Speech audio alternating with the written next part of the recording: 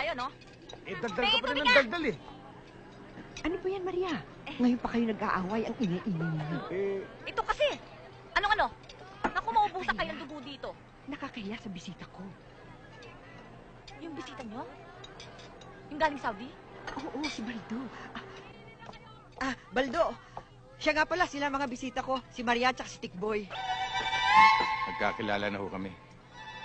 Magkakilala na kayo? Oo, nagkita na ho kami. Kani-kanina lang ho. Totoo ba, Maria? Magkakilala na kayo? Aha. Alam mo, kasi sila mga customers ko dito. Yun nga na po na ako, Nanay Iske. Marami kayong mga customers. Alam mo, maraming tao ngayon sa Quiapo. Alam nyo, Nanay Iska, marami akong napunang pagbabago dito sa Quiapo.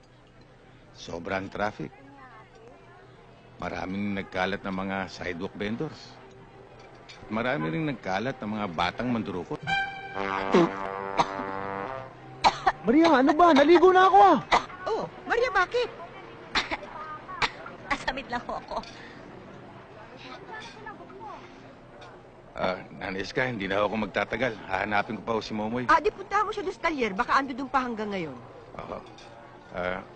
Ay, naku, Baldo. Huwag kang magbabayad dito. Para ka na Karing at Mona. Karing, Mona. Karing. Mona. Eh, di ba galing kayong Saudi? Eh, itong binigay nyo, di ba dapat dollar? Uy. Nanay Iska, tutuloy na ako. Sige. Thank you, ho. Salamat, ho. Sige. Bigyan na eh. Marami pang sinasabi. Sige, ilabas mo na yan. Kasi.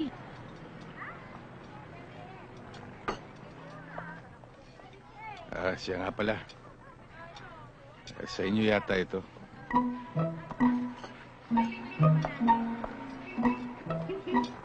Oh, ano yan? Eh, yung wallet ho namin. Bakit napunta kay Baldo? Eh, Nanay Iska, sa totoo lang, ha? Dinukutan ho namin talaga siya. Kaya lang kami nadukutan, eh. Dinukutan niyo si Baldo. Oo. Diyan kayo nagkamali. Dinudukot niyo pa lamang ang mga bulsa ng nanay at tatay ninyo. Hari na ng mandurukot sa Quiapo, si Baldo. Pero sa totoo lang, Alex Iska, napakagaling niya talaga. Elibs na elibs ako.